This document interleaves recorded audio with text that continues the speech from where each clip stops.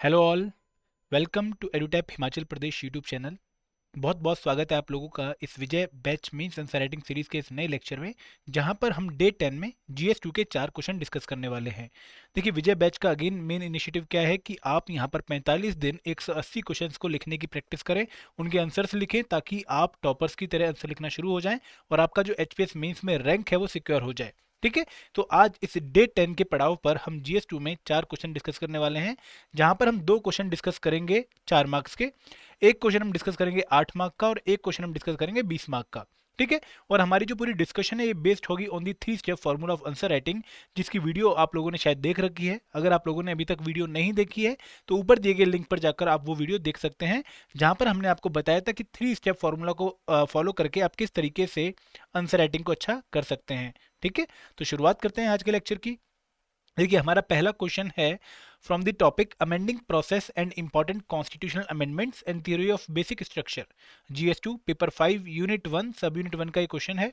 ठीक है, क्वेश्चन क्या है कि what do you understand by the term special majority. देखिए, जब भी आप इंडियन पॉलिटी कॉन्स्टिट्यूशन पढ़ते हैं तो एक टर्म जो आप सबको परेशान करती है वो ये है कि स्पेशल मेजोरिटी होती क्या है। अभी क्वेश्चन मैंने क्यों पिक किया है, क्योंकि ये टॉपिक इंपॉर्टेंट है, ये टर्म इंपॉर्टेंट है और इसके बारे में क्वेश्चन आने के पूरे पूरे चांसेस हैं, तो आपको पता होना चाहिए कि स्पेशल मेजोरिटी बेसिकली होती क्या है।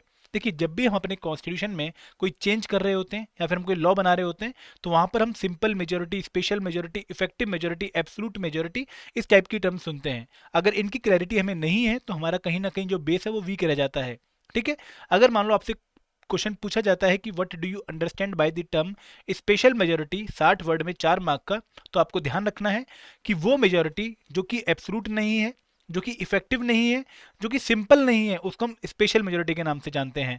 All types of majorities other than absolute, absolute मतलब total membership of the house, effective, ठीक है, और सिंपल, सिंपल मतलब those present and voting, 50% of those present and voting, इनके अलावा जो भी मेजोरिटीज हैं उनको हम स्पेशल मेजोरिटी कहते हैं। तो यहाँ पर अगर किसी बच्चे ने इसका नैरो इंटरप्रिटेशन लिया है और सिर्फ आर्टिकल 368 में जो स्पेशल मेजोरिटी बताई गई है सिर्फ उसी को लिखा है, तो उसका आंसर हाफ कंप्लीट है। ठीक है, तो आपको याद रखना है कि वो सारी मेजोरिटीज जो कि एब्सोल्यूट नहीं है, इफेक्टिव नहीं है, सिंपल नहीं है, उनको हम स्पेशल मेजोरिटी कहते हैं। और 3 आर्टिकल ऐसे हैं जहां पर हमें इनका मेंशन दिखता है, जैसे स्पेशल मेजोरिटी अंडर आर्टिकल 61। ये आर्टिकल 61 कौन सा आर्टिकल है? ये वही आर्टिकल है जो बताता है कि इंडिया में प्रेसिडेंट साहब की इंपीचमेंट किस तरीके से होगी। और यहाँ पर बताया गया है कि अगर आप प्रेसिडेंट साहब को इम्पीच करना चाहते हो तो आपको हर एक हाउस में 2/3 मेंबर्स की मेजोरिटी चाहिए होगी। फॉर एग्जाम्पल, अगर लोकसभा में 540 मेंबर्स हैं या 545 मेंबर्स हैं तो आपको इसकी 2/3 मेजोरिटी चाहिए होगी अगर आपने प्रेसिडेंट साहब को इम्पीच करने के लिए रेजोल्यूशन पास करनी है इन दी लोकसभा। ठीक है, सिमिलरली एक स्पेशल मेजोरिटी आती है अंडर आर्टिकल 249। ये कौन सी मेजोरिटी है? ये वो मेजोरिटी है जो कि पार्लियामेंट को एम्पावर करती है कि आप स्टेट लिस्ट के किसी मैटर पर कानून बना सकते हैं, लॉ बना सकते हैं। तो यहाँ पर उस मेजोरिटी को कंक्लूड किया जाता है जो कि 2/3 ऑफ प्रेजेंट एंड वोटिंग है। फॉर एग्जांपल, अगर मान लो राज्यसभा ने एक रेजोल्यूशन पास करनी है कि हम पार्लियामेंट को एम्पावर करने वाले हैं कि आप किसी स्टेट लिस्ट के मैटर पर कानून बना सकते हैं, और राज्यसभा में उस दिन 240 मेंबर प्रेजेंट हैं, तो 240 मेंबर जो प्रेजेंट हैं और वोटिंग दे रहे हैं उनकी 2/3 मेजोरिटी आपको चाहिए होगी। यहाँ पर total membership of the house नहीं चाहिए, ठीक है, जो कि 245 है। फिर आता है आर्टिकल 368 वाली स्पेशल मेजोरिटी। यहाँ पर जो स्पेशल मेजोरिटी मेंशन करी गई है उनमें 2 सब मेजोरिटी आती हैं। पहली तो अ majority of total membership of the house. ठीक है, फॉर एग्जांपल अगर हमारी टोटल मेंबरशिप 545 है तो उसकी 50% मेजोरिटी आपको चाहिए, तो 272 plus seats in the Lok Sabha and 122 plus seats in the Rajya Sabha. फिर उसके साथ साथ a majority of 2/3 of the member of each house present and voting. तो अगर मान लो एक दिन 480 लोग आए हैं लोकसभा में और अमेंडमेंट बिल पर वोटिंग होने वाली है, तो इसकी 2/3 मेजोरिटी, तो कितना हुआ ये हुआ 320। तो इनमें से जो नंबर ज्यादा होगा वो आप फॉलो करेंगे। ठीक है, तो याद रखना है आपको ये। अब बात करते हैं आज के सेकंड क्वेश्चन की। सेकंड क्वेश्चन अगेन बहुत इंपॉर्टेंट क्वेश्चन है, बार बार पूछा गया है आपके एग्जाम में। ये है from the topic reorganization and politics of statehood, GS2 paper 5 unit 1 and sub unit 3। Question क्या है कि describe Himachal Pradesh journey to become democratic state. आपको बताना है कि किस तरीके से हिमाचल प्रदेश एक डेमोक्रेटिक स्टेट बना। देखिए, हम डेमोक्रेटिक स्टेट कौन से स्टेट को बोलते हैं? वो स्टेट जहां पर जो रिप्रेजेंटेटिव हैं वो लोगों के द्वारा चुने जाएं। तो यहाँ पर बेसिकली हम उसकी बात कर रहे हैं, वो स्टेट जहां पर एक लेजिस्लेटिव असेंबली है, ठीक है, जहां पर लोग चुन के अपने रिप्रेजेंटेटिव को भेजते हैं। अब देखिए, क्वेश्चन अपने आप में बहुत बड़ा क्वेश्चन भी है और बहुत छोटा क्वेश्चन भी है। अगर आपसे 60 वर्ड में 4 मार्क का पूछा गया तो आपके लिए बहुत छोटा क्वेश्चन है, लेकिन अगर आपसे यही क्वेश्चन 20 मार्क्स में पूछा जाए तो आप बहुत ज़्यादा भी इस पे लिख सकते हैं। तो यहाँ पर आपको बहुत स्मार्टली खेलना पड़ेगा कि आपका जो मटेरियल है वो चला भी जाए और आप वर्ड लिमिट को भी मीट कर जाएं। ठीक है, तो यहाँ पर हम शुरुआत करते हैं आफ्टर इंडिपेंडेंस से। देखिए, जब इंडिपेंडेंस इंडिया को मिली 1947 में, तो उस टाइम पर 26 जो अस्ट्रेल शिमला हिल स्टेट्स थे और 4 पंजाब हिल स्टेट्स थे, इन सबको अमलगेम करके, इन सबको कंबाइन करके हिमाचल प्रदेश बनाया गया as chief commissioner province in part C states. जब आप इंडियन कॉन्स्टिट्यूशन को देखते हैं इन 1950, तो वहां पर हमें जितने भी स्टेट्स हैं उनको 4 कैटेगरी में देखते हैं उनको, part A, part B, part C, part D. तो हिमाचल प्रदेश जो कि एक चीफ कमिश्नर प्रोविंस कहलाता था, उसको पार्ट सी स्टेट में डाला गया। 1955 में जब फजल अली कमीशन ने, जो कि एक 3 मेंबर कमीशन था, जब इसने अपनी रिकमेंडेशन दी तो इसने बोला कि हिमाचल प्रदेश को मर्ज कर दो पंजाब के साथ। लेकिन जब स्टेट रीऑर्गेनाइजेशन एक्ट आता है 1956 में एंड 7th कॉन्स्टिट्यूशनल अमेंडमेंट होती है, तो वहां पर हिमाचल प्रदेश को एक यूनियन टेरिटरी का स्टेटस दिया जाता है। जो 6 यूनियन टेरिटरी उस टाइम बनाई गई थी उनमें से हिमाचल प्रदेश भी एक थी, और हिमाचल प्रदेश को एक टेरिटोरियल काउंसिल दी जाती है। 1963 में लोगों की डिमांड के बाद हिमाचल टेरिटोरियल काउंसिल को कन्वर्ट किया जाता है इनटू अ लेजिस्लेटिव असेंबली। फिर जब पंजाब और हरियाणा बनते हैं 1966 में, तो पंजाब के जो हिल स्टेट्स हैं उनको मर्ज कर दिया जाता है हिमाचल प्रदेश के साथ। इन बिटवीन 1953 में बिलासपुर जो स्टेट था उसको भी मर्ज कर दिया जाता है हिमाचल प्रदेश के साथ। फाइनली 18 दिसंबर 1970 एक एक्ट पास होता है, state of Himachal Pradesh act, जिसके थ्रू हिमाचल प्रदेश को स्टेटहुड का दर्जा मिल जाता है। हिमाचल प्रदेश डेमोक्रेटिक स्टेट बन जाता है और ये 18th स्टेट कहलाता है इंडियन यूनियन का। ठीक है, तो ये हमारे सेकंड क्वेश्चन का आंसर है। यहाँ पर हमने बहुत कम कंटेंट यूज किया है, ठीक है, वरना हम इसमें कंटेंट बहुत ज्यादा यूज कर सकते हैं, बट क्योंकि क्वेश्चन में डायरेक्ट बहुत सिंपल है, डिस्क्राइब, ठीक है, डेमोक्रेटिक स्टेट, ये हमने आइडेंटिफाई कर लिए हैं।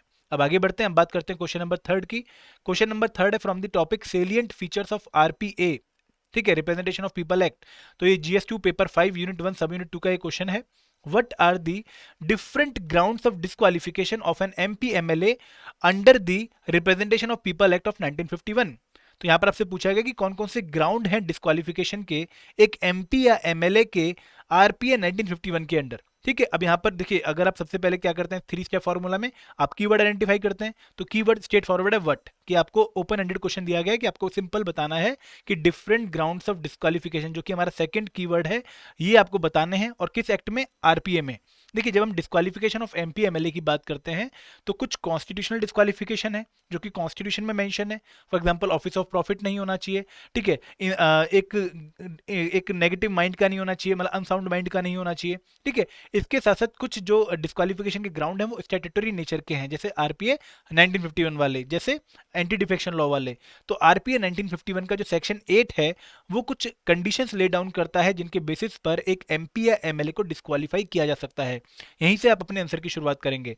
देखिए, जब भी आप 8 मार्क या 20 मार्क का आंसर लिखें तो यहाँ पर आपके आंसर का एक स्ट्रक्चर होना चाहिए, आपका इंट्रो, बॉडी एंड कंक्लूजन होना चाहिए। ठीक है, आपने यहाँ पर देखो कि कोई डिफरेंट माइक्रो क्वेश्चन नहीं, एक सिंगल माइक्रो क्वेश्चन है पूरा इस क्वेश्चन में। ठीक है, तो आपने उसको आंसर करना है, अपनी कोर नॉलेज प्रेजेंट करनी है कि वो इंसान जिसको अगर मान लो डिस्क्वालीफाई नहीं होना है तो ही must not have been found guilty of certain election offences और corrupt practices in the election. For example, vote ना खरीद रहा हो, ठीक है, कम्युनल लैंग्वेज की यूज ना कर रहा हो। He must not have been convicted for any offence resulting in the imprisonment for 2 और मोर ईयर। कोई ऐसे केस में वो कन्विक्ट ना ठहराया गया हो जहां पर सजा 2 या 2 साल से ज्यादा है। अगर ऐसा है तो वो 6 साल के लिए डिस्क्वालीफाई हो जाएगा from the time of his release. ठीक है, अपने इलेक्शन एक्सपेंसेस का अकाउंट जो है वो लॉन्च कर दे टाइम से, अगर ऐसा नहीं किया है तो भी वो डिस्क्वालीफाई माना जाएगा under RPA 1951। He must not have any interest in government contract work और सर्विसेज। किसी गवर्नमेंट कॉर्पोरेशन का वो डायरेक्टर या मैनेजिंग एजेंट नहीं होना चाहिए जिसमें गवर्नमेंट का एटलीस्ट 25% शेयर हो। ठीक है, किसी गवर्नमेंट सर्विसेज को निकाला ना गया हो on the grounds of corruption और डिसलॉयलिटी। ठीक है, उसको इस चीज का गलती ना माना गया हो कि उसने 2 सेक्शंस के बीच में, 2 डिफरेंट ग्रुप्स के बीच में एनिमिटी प्रमोट करी है। ठीक है, for example, a person convicted of an offence under section 505 of IPC, जहां पर हम क्या करते हैं, बेसिकली क्या देखते हैं कि 2 ग्रुप्स के बीच में कोई आदमी जबरदस्ती हिंसा भड़काने की कोशिश कर रहा है। He must not have been punished for preaching and practicing social crimes. For example, untouchability, dowry, सती। तो अगर मान लो एक आदमी ने कोई ऐसा क्राइम किया है जिसके लिए उसको पनिश किया जा सकता है under the protection of civil right act of 1955, तो वो डिस्क्वालीफाई माना जाएगा फ्रॉम बीइंग एन एमपी और एमएलए, ठीक है, अंडर आरपीआई 1951। तो ये आपका आंसर था, 120 वर्ड का आंसर था। तो वहां पर हमने सारी कोर नॉलेज प्रेजेंट कर दी आफ्टर आइडेंटिफाइंग दी कीवर्ड्स। अब बात करते हैं आज के लास्ट क्वेश्चन की। देखिए सॉरी, जो 8 मार्क्स का क्वेश्चन है यहाँ पर आपको कंक्लूजन भी पक्का लिखनी पड़ेगी। तो अगर मान लो कोई डाउट आता है कि कोई एमपी या एमएलए डिस्क्वालीफाई है या नहीं है, तो वहां पर प्रेसिडेंट साहब का डिसीजन फाइनल होगा, इंडियन प्रेसिडेंट का डिसीजन फाइनल होगा। लेकिन अपना डिसीजन लेते टाइम वो इलेक्शन कमीशन से कंसल्ट पक्का करेंगे, ठीक है। अब बात करते हैं आज के लास्ट क्वेश्चन की। It is from the topic parliament and state legislature structure organisation and functioning of the union and state executive and the judiciary. और यहाँ पर बेसिकली जो क्वेश्चन में पूछ रहे हैं, एक बहुत ही इंपॉर्टेंट क्वेश्चन है इस बार के आपके एचपीएस मेंस एग्जाम के लिए। जीएस2 पेपर 5 यूनिट 1 सब यूनिट 2 का ये क्वेश्चन है। Are tribunals a cure all for judicial efficiency, कि जो ट्राइब्यूनल हैं क्या वो एक वन सॉल्यूशन है फॉर जुडिशियल एफिशिएंसी, कि अगर हमारी जुडिशियल है सिचुएशन देखें तो काफ़ी इनएफिशिएंट है, काफ़ी बर्डन है पेंडिंग केसेस का, तो अगर हम ट्राइब्यूनल को देखें तो क्या ये हमारा एक सॉल्यूशन है। Does tribunalisation of justice weaken the principle set in our constitution examine, कि अगर मान लो हम ट्रिब्यूनल बनाते हैं तो क्या हम अपने कॉन्स्टिट्यूशन के जो प्रिंसिपल हैं उनको वीक कर रहे हैं, आपको एग्जामिन करना है। तो यहाँ पर देखिए सबसे पहले कीवर्ड आइडेंटिफाई करने हैं। पहली बात तो ट्राइब्यूनल ये एक कीवर्ड है, ठीक है। जुडिशियल एफिशिएंसी ये एक कीवर्ड है। फिर ट्राइब्यूनलाइजेशन एक कीवर्ड है कि आप ट्रिब्यूनल बनाते जाते हैं। प्रिंसिपल सेट, प्रिंसिपल से कीवर्ड है, ठीक है। तो यहाँ पर आपने एग्जामिन लास्ट कीवर्ड देखना है कि आपको डिटेल में प्रूव करना है। अब यहाँ पर आप दूसरा काम क्या करेंगे, कुछ माइक्रो क्वेश्चंस को आइडेंटिफाई कर लीजिए।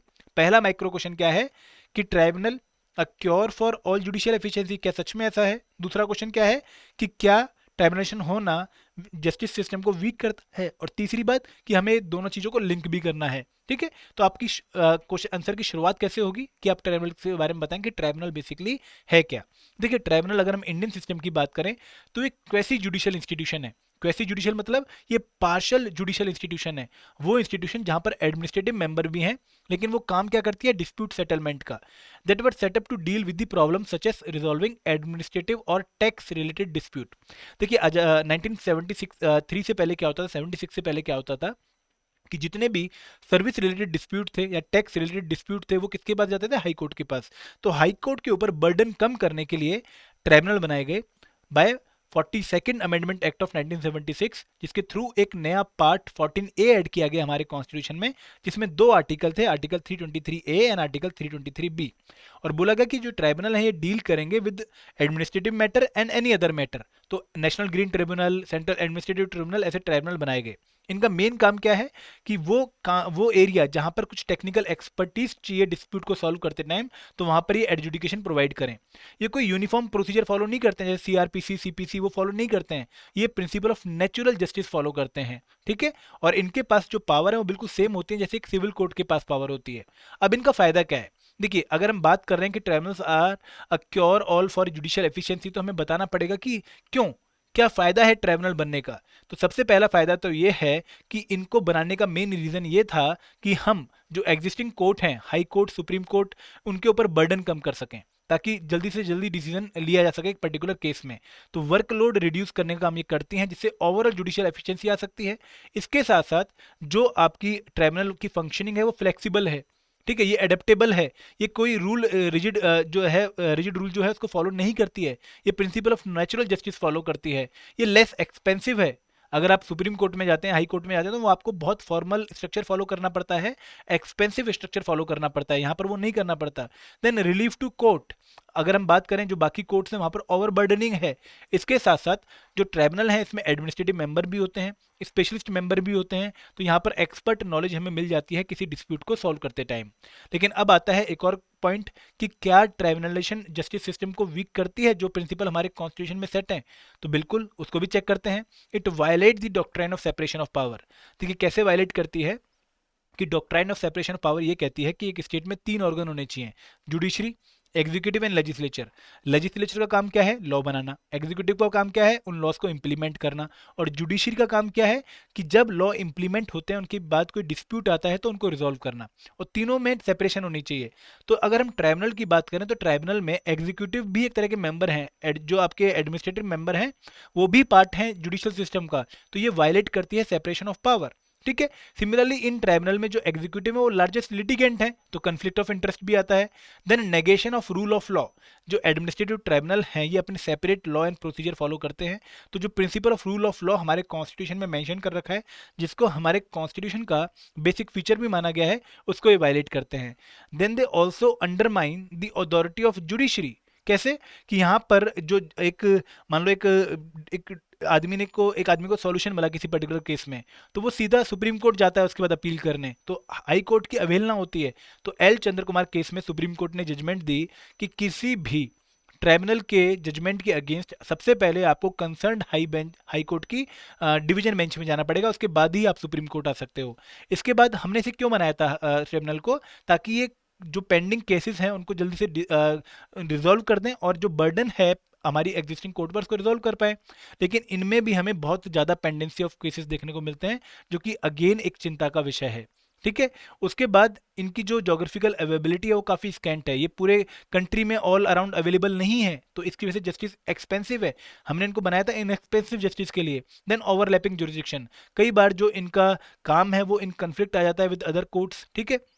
हमें एक पर्टिकुलर काम के लिए मल्टीपल ट्रिब्यूनल्स देखने को मिलते हैं, तो ये इश्यूज हैं। तो अब यहाँ पर हम क्या बोलेंगे कि देखो एंड में हम इनको समराइज करेंगे सारी चीज़ों को, हम एक वे फॉरवर्ड देंगे, तो हम बोलेंगे no doubt they play an important role and part in sphere of adjudication of dispute. ठीक है, ये बहुत ज़्यादा हेल्प करते हैं, बहुत इंपॉर्टेंट रोल प्ले करते हैं। लेकिन इसके बाद भी जो ऑब्जेक्टिव है कोर्ट का, वो कोर्ट ही फुलफिल कर पाएगी, ट्राइब्यूनल उनको नहीं कर पाएंगे। दे आर नॉट दी पेनिकिया, तो ये they are not the all around solution, तो हमें एग्जिस्टिंग सिस्टम को और थोड़ा रिफॉर्म करना पड़ेगा। ठीक है, तो ऐसे आंसर आप अगर लिखेंगे तो आपको काफ़ी अच्छे नंबर मिलेंगे। ठीक है, तो ये था हमारा आज के 4 क्वेश्चन का डिस्कशन का लेक्चर, जहां पर हमने 4 इंपॉर्टेंट क्वेश्चन और डिस्कस किए फ्रॉम द यूनिट 1। हमने यहाँ पर यूनिट 3 भी स्टार्ट, सब यूनिट 3 भी स्टार्ट कर दिए, तो अगले लेक्चर में हम सब यूनिट 3 के ही क्वेश्चन डिस्कस करेंगे। This is all from my side friends, thank you very much. जय हिंद, जय भारत।